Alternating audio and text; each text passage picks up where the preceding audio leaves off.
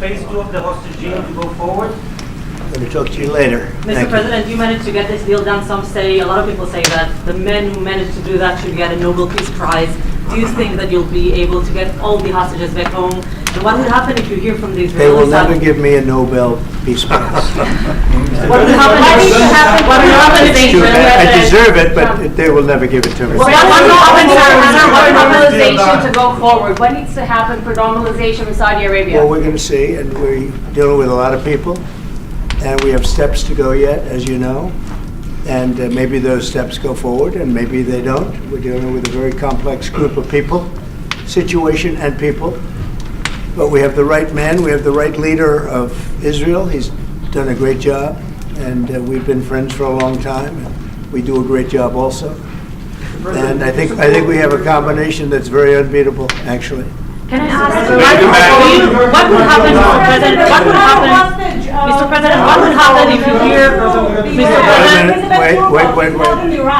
Where is that person? Where's that person coming from? Come on. Yeah, Mr. President, what would happen if you hear from the Israeli side today that they're not willing to go through with the deal to get all the hostages back home and finish the war? We'll see what happens. Whatever happens, we'll be prepared to handle the situation. Are the Saudis demanding a Palestinian state? Mr. President. Are the Saudis demanding a Palestinian state? No, they're not. No.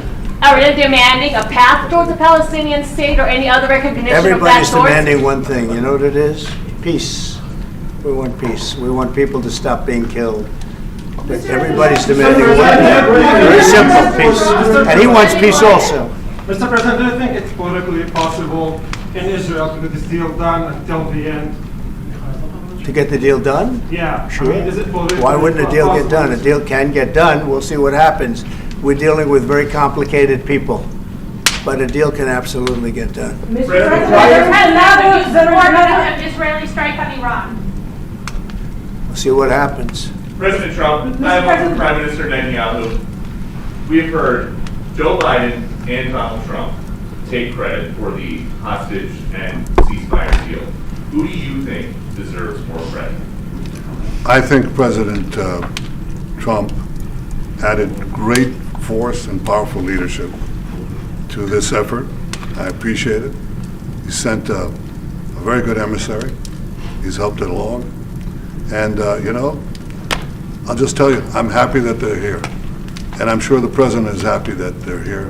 And I would think that's about enough. Prime Minister, what about Elizabeth Surkov, the Israeli hostage held in Iraq? What about the Israeli press taking a press conference in Israel and not in Washington? We would love to take a press conference to get into President Trump. A few question, Prime Minister Netanyahu, do you support going forward with this deal and getting all the hostages out? I support getting all the hostages out and meeting all our war goals that include destroying Hamas's military and governing capabilities and making sure that Gaza never poses a threat to Israel again. Are you willing? All three. Are you willing to? Are you willing to go together? Are you willing to promise to the families you bring all the hostages out? I think that I should talk to One President at a Trump. time. So Okay. I'll ask. Do you agree with Trump's vision of getting all the hostages back home, even if it means to end the war?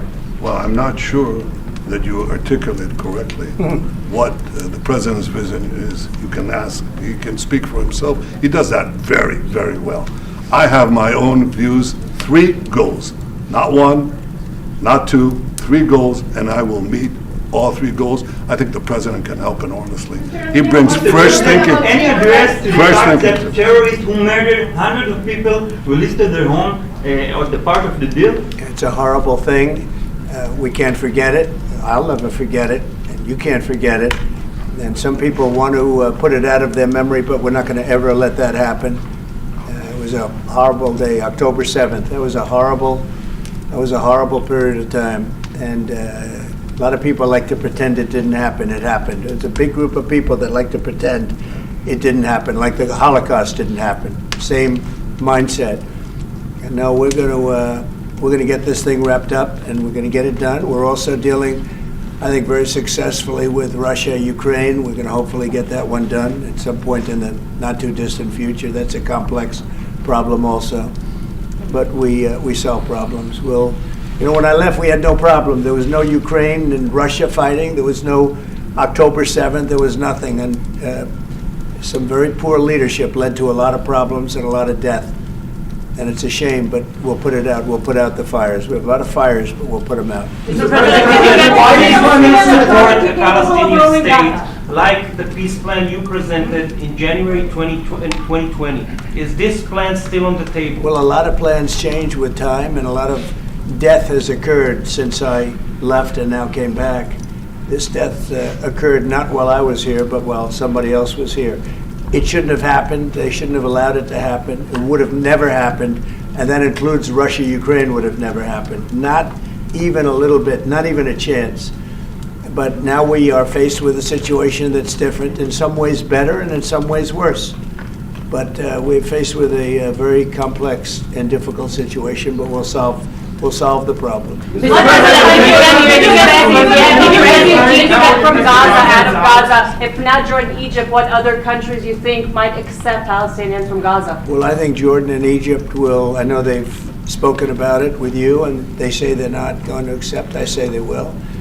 But I think other countries will accept also. I think that Gaza maybe is a demolition site right now. If you look at Gaza, it's all, I mean, there's hardly a building standing, and the ones that are going to collapse.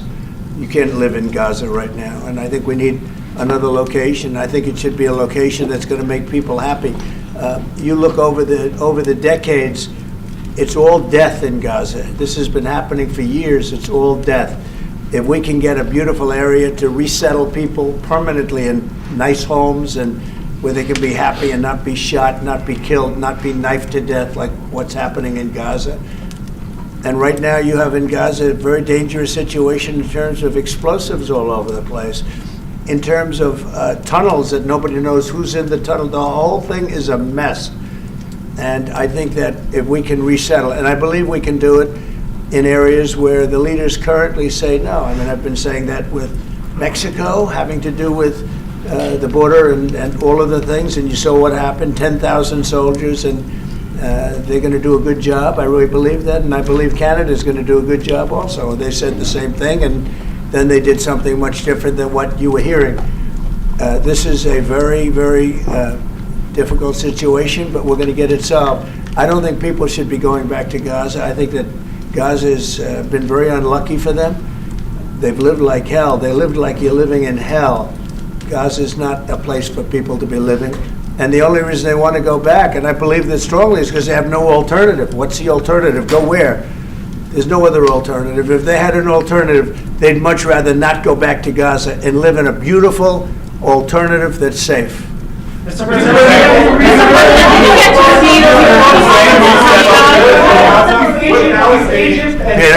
Would Palestinians have the right to return to Gaza if they left while the rebuilding was happening? It would be my hope that we could do something really nice, really good, where they wouldn't want to return. Why would they want to return? The place has been hell.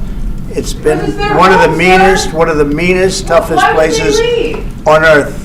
And right now, I've seen every picture from every angle, better than if I were there. And nobody can live there. You can't live there. So if we can build them through massive amounts of money supplied by other people, very rich nations, and they're willing to supply it. If we can build something for them in one of the countries, and it could be Jordan, and it could be Egypt, it could be other countries, and you could build 4 or 5 or 6 areas. It doesn't have to be one area, but you take certain areas and you build really good quality housing, like a beautiful town, like someplace where they can live and not die. Because Gaza is a guarantee that they're going to end up dying. The same thing's going to happen again. It's happened over and over again, and it's going to happen again as sure as you're standing there, Peter. So I hope that we could do something where they wouldn't want to go back. Who would want to go back? They've experienced nothing but death and destruction. What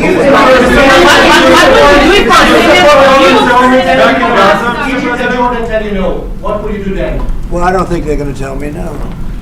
Mr. President, I don't think they're going to. I think they're going to tell Biden no, and I think they're going to tell other people no. So you think it will happen at the end? I think there's a good chance. Yeah, How I'd like to many see that. people are you thinking about?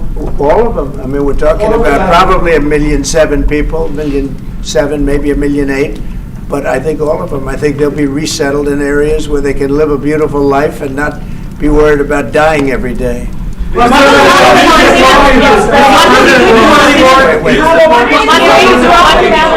Mr. President, do you support building settlements, Jewish settlements back in Gaza in the next years? Say it. Building settlements, Jewish settlements back in Gaza in the next year. Do you support this idea? I don't see it happening. It's too dangerous for people. Nobody can go there. It's too dangerous. Nobody wants to be there. Warriors don't want to be there. Soldiers don't want to be there. How can you have people go back? You're saying go back into Gaza now? The same thing's going to happen. It'll only be death. The best way to do it is you go out and you get beautiful, open areas with the sunlight coming through, and No, you that's not what I build meant. something nice. Israeli They are not going to back in want Gaza. to. They are not going to want to go back to Gaza. Prime Minister Netanyahu, what is your message to the families of the hostages that look at this deal, that are worried that this deal won't go through? What do you say to them at this moment? Same message I said from the beginning of the war. We'll get them out, get them back. We got over 70%, close to 75% of the people who everybody believed will not get out. We got them in successive deals, and most recently with the help of President Trump. We're not going to give up on any of them, and we're not going to give up on our other war aims. Hamas is not going to be in Gaza, and we're going to get everyone back. And you would not have. Prime Minister, how optimistic are you about reaching phase 2 of the ceasefire? How optimistic are you about that happening? Well, we're going to try. That's one of the reasons, one of the things we're going to talk about here. And if we, you know, when Israel and the United States work together, and President Trump and I work together, you know, the chances go up a lot. It's when we don't work together, Israel and the United States don't work together, that creates problems. When the other side sees daylight between us, and occasionally in the last few years, to put it mildly, they saw daylight, then it's more difficult. When we cooperate, chances are good. Once and for all? Say it.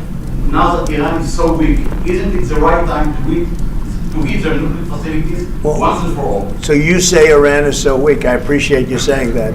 They're not weak. They're very strong right now, and we're not going to allow them to have a nuclear weapon. It's very simple. You know, I signed a very strong proclamation. Iran was in big trouble when I left. They were broke. They didn't have money for Hamas. They didn't have any money for Hezbollah. You had no problem. October 7th could have never happened. When I left, October 7th could have never happened. And frankly, Russia and Ukraine, as I said, could never have happened. They became very strong very fast. They sold massive amounts of oil to China and everybody else who would not buy the oil when I was president, because we said, don't buy the oil. And they became very rich very quickly. But they're not weak. They're not weak. They're strong. Doesn't mean they won't be weak. But you know what? We just don't want them to have a nuclear weapon. They can't have a nuclear weapon. The Prime Minister wants you to strike Iran. That's what he wants. You don't know what he wants. What do you know about anything? Go ahead. But is that option is on the table? Yes, President Trump, is that option on the table? You're not just talking about Jordan. No, could be other places too. There are many people that have reached out, many countries, many leaders of countries that have reached out that would like to participate in that. Doesn't have to be Jordan and Egypt, but I think it would be also them. Mr. President, your relationship with Mr. Netanyahu knew ups and downs. How do you describe it right No, now? I think it's mostly ups. Mr. President, what about the Palestinian Authority? Shouldn't rule Gaza because Gaza will be empty? What? The Palestinian Authority, can it rule Gaza? What do you think? Well, it's had a pretty hard time, wouldn't you say? I'd say it's had a pretty bad time of it. Mr. President, Qatar has, you've criticized in the past as a funder of terrorism, so as the Prime Minister. Do you think they're part of the solution or part of a problem moving forward? I think they're trying to help. Qatar is absolutely trying to help. I know them very well, and they're doing everything they can. Very tough situation, but they are absolutely trying to help. Okay, thank you very much, everybody. Thank you. Thank you.